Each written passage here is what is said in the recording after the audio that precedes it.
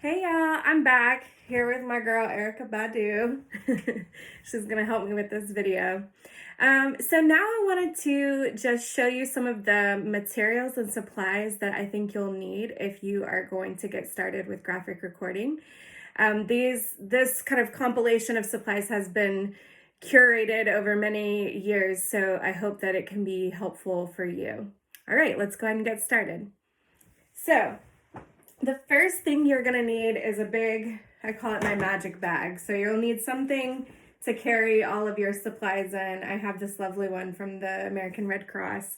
And you're definitely gonna need something because there's a lot of little moving parts. And within that bag, you're gonna want smaller bags that have zippers and things that you can close up.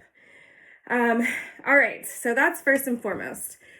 The other thing that is essential that you can't do graphic recording without are markers. Well, I will say if you are going to be doing this analog, so with paper and markers. If you're doing it digitally, most people will use an iPad or some other tablet and perhaps the Procreate app or some other apps, but I don't do a lot of digital graphic recording, so if you need more information about that, there are other forums on Facebook for that I can share. If you're going to be using paper and markers, well, those are the first most essential things you're going to need are paper and markers. So the markers that most graphic recorders use are called Neuland, so Neuland. And they come in so many different colors, but they look like this. So here's a red one. You can see it looks like that. And you can get different tips on them. But this one, for example, is that kind of flat tip that you can have like the wide part of it if you go this way, or the skinny part of it if you go this way. So there are a lot of different ways that you can use these markers. And yeah, they come in so many different colors. I have a little plastic container that I use when I'm at home to store them. And then when I'm on the road, I put them in a pouch, in a bag.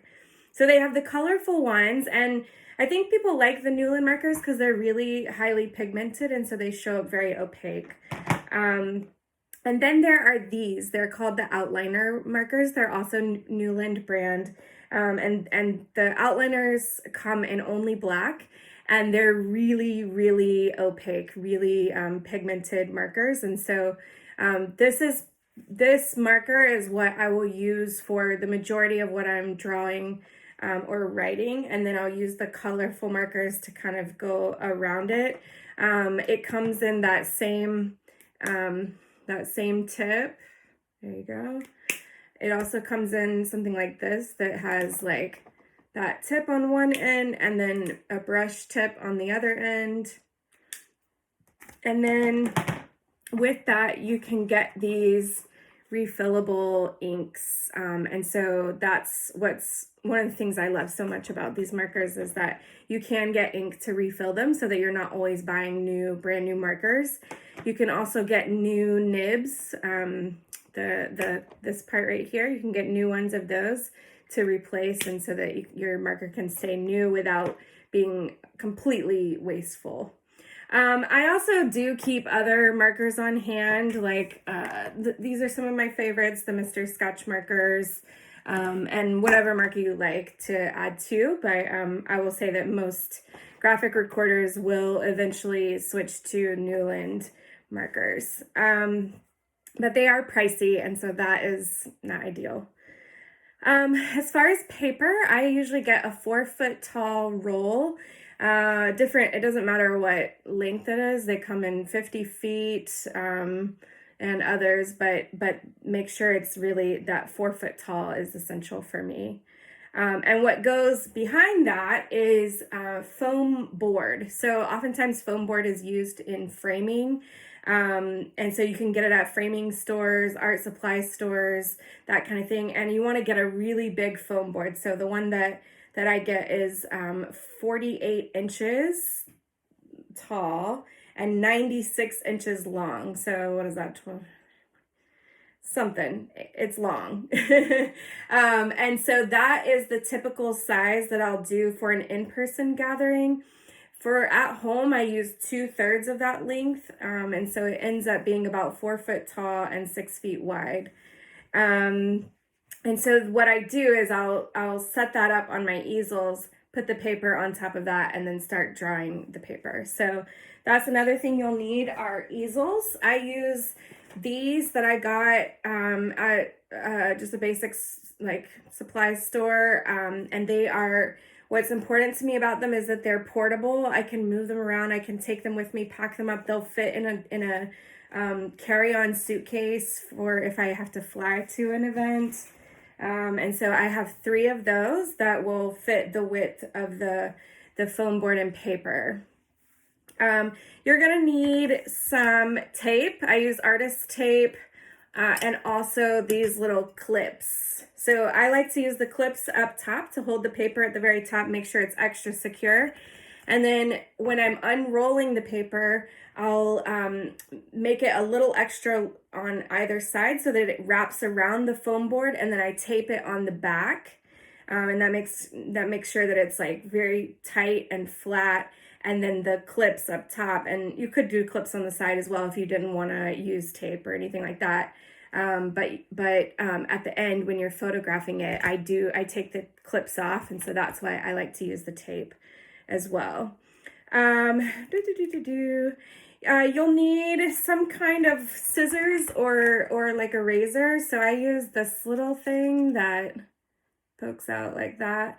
And that is what I cut my paper with, because I order the paper on a big roll, and then I unroll it to put it over the foam board, and then it's quite the operation, but then I'll use the razor to kind of go down that roll and cut the paper, and then use the clips.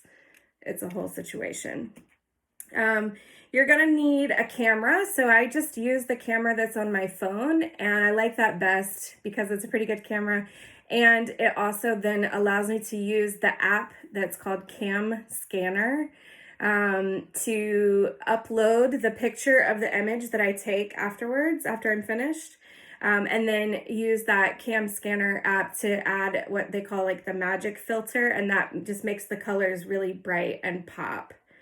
And that is the final thing that you'll definitely need is good lighting. So in my house, I have the overhead light on, I have 2 lamps, and then sometimes I'll use a light like this, one of the ring lights, depending on what the weather is like outside. And then if I'm traveling and know that I need to go into a hotel to work or something like that, I'll definitely bring that light because lighting can be iffy. And you really want to make sure you have bright light directly onto the paper while you're recording, sure, but especially when you're taking that final image, because you want to make sure you have good light, no shadows, that kind of thing, because otherwise it'll be kind of a pain to edit before you send to your client the final version of the image. A couple things that are optional but nice to have is I keep these on hand. It's a full-length page of sticker paper. And this is what I use when I mess up. So if I misspell something or I write the wrong name for a person or something like that, I can cut out a portion of one of these sheets and sticker it on top of the mess up part, and then use the marker and draw over it. And then when you take the picture at the end with your phone, you won't be able to tell that there's a sticker, which is really nice. So yeah, that's always good to have. Pan pastels. So you may be familiar with these. They come in these little flat containers. You can stack them, that kind of thing. And then you get these little makeup brushes or foams to put them onto the paper. So I personally prefer mostly, I stick with marker and paper, but if you want to add a little dimension, a little texture, and some widespread color, pan pastels are really good for that. And then finally, water. Like I sweat a lot when I graphic record for whatever reason. Maybe it's the light, maybe it's the moving around, maybe it's that deep listening. Get that good glisten from the sweat. But yeah, you're gonna want some water just to keep you hydrated for the time that you're graphic recording. So those are the supplies, and I hope that was helpful. Of course, let me know if there are any questions, and the next video I will do a little intro on how to graphic record and what it is. Thanks so much, y'all.